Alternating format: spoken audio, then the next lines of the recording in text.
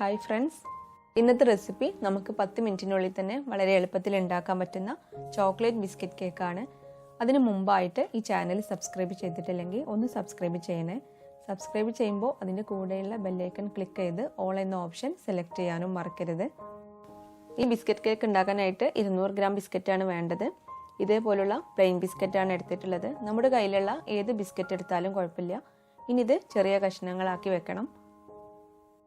ഇപ്പോൾ ബിസ്ക്കറ്റ്സ് എല്ലാം ചെറിയ കഷ്ണങ്ങളാക്കി എടുത്തിട്ടുണ്ട്. ഇനി ഇതങ്ങ് മാറ്റി വെക്കാം.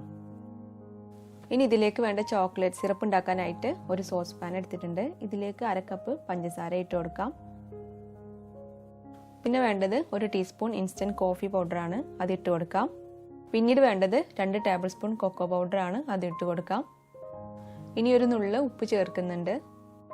പിന്നീട് 1/2 ടീസ്പൂൺ വെനില എസൻസ് ഒഴിച്ചു കൊടുക്കാം. ഇനി ഇതിലേക്ക് വേണ്ടത് 1 കപ്പ് പാലാണ്, അത് ഒഴിച്ചു കൊടുക്കാം. പാലിന് പകരം വെള്ളം ചേർത്താലും മതി. പിന്നെ 1 ടേബിൾ സ്പൂൺ കോൺഫ്ലോർ ചേർക്കുന്നുണ്ട്. ഇനി ഇത് കട്ടയൊന്നും ഇല്ലാതെ നന്നായി മിക്സാക്കി എടുക്കണം. മിക്സാക്കി കഴിഞ്ഞാൽ നമുക്കിത് സ്റ്റൗവിന് മുകളിലേക്ക് വെച്ചു കൊടുക്കാം. ഇപ്പോൾ ഇത് മീഡിയം ഫ്ലെയിമിലാണ് വെച്ചിട്ടുള്ളത്. ഒന്ന് തിക്കായി വരുന്നവരെ നമുക്കിത് ഇളക്കി കൊടുക്കാം. ഇപ്പോൾ ഇത് നന്നായി ചൂടായിട്ടുണ്ട്. ഇതിലേക്ക് 100 ഗ്രാം ബട്ടർ ചേർത്ത് കൊടുക്കുകയാണ്. 100 ഗ്രാം ബട്ടർ എന്ന് പറയുമ്പോൾ 1/2 കപ്പ് ബട്ടറാണ് ഉണ്ടാവുക.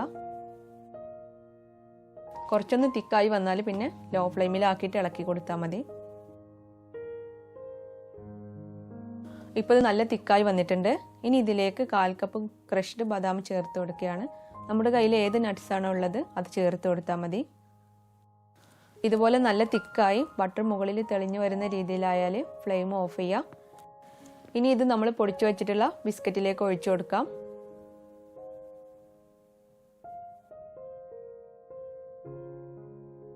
ഇനി ഇതൊരു സ്പൂൺ ഉപയോഗിച്ച് നന്നായി മിക്സ് ആക്കി എടുക്കണം.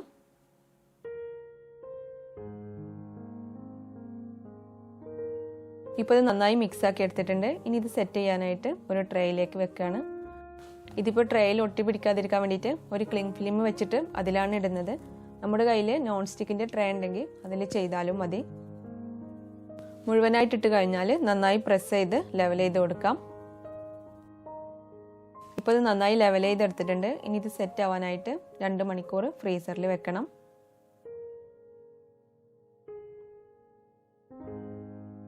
ഇപ്പോൾ ഇത് 2 മണിക്കൂറിലപ്പുറം ഫ്രീസറിൽ വെച്ചെടുത്തിട്ടുണ്ട്. നന്നായി സെറ്റ് ആയിട്ടുണ്ട്. ഇനി ഇത് ഡിമോൾഡ് ചെയ്തെടുക്കാം. ഇനി ഇതൊന്ന് ഡസ്റ്റ് ചെയ്ത് കൊടുക്കാം. അതിന് വേണ്ടിയിട്ട് കൊക്കോ പൗഡറും ഷുഗർ പൗഡറും കൂടെ മിക്സ് ചെയ്തെടുത്തതാണ്. ഇതിന് പകരമായിട്ട് കൊക്കോ പൗഡർ മാത്രം യൂസ് ചെയ്താലും മതി. ഇനി ഇതൊന്ന് കട്ട് ചെയ്തെടുക്കുകയാണ്. ഓരോരുത്തർക്കും ഇഷ്ടമുള്ള പോലെ കട്ട് ചെയ്തെടുക്കാം. ഈ റെസിപ്പി ഇഷ്ടമായാൽ ചോക്ലേറ്റ് ബിസ്ക്കറ്റ് കേക്ക് ഇതുവരെ ഉണ്ടാക്കാത്തവരുണ്ടെങ്കിൽ ഒന്ന് ട്രൈ ചെയ്ത് നോക്കട്ടോ. വീഡിയോ ഇഷ്ടമായാൽ ലൈക്ക് ചെയ്യാൻ മറക്കരുത്.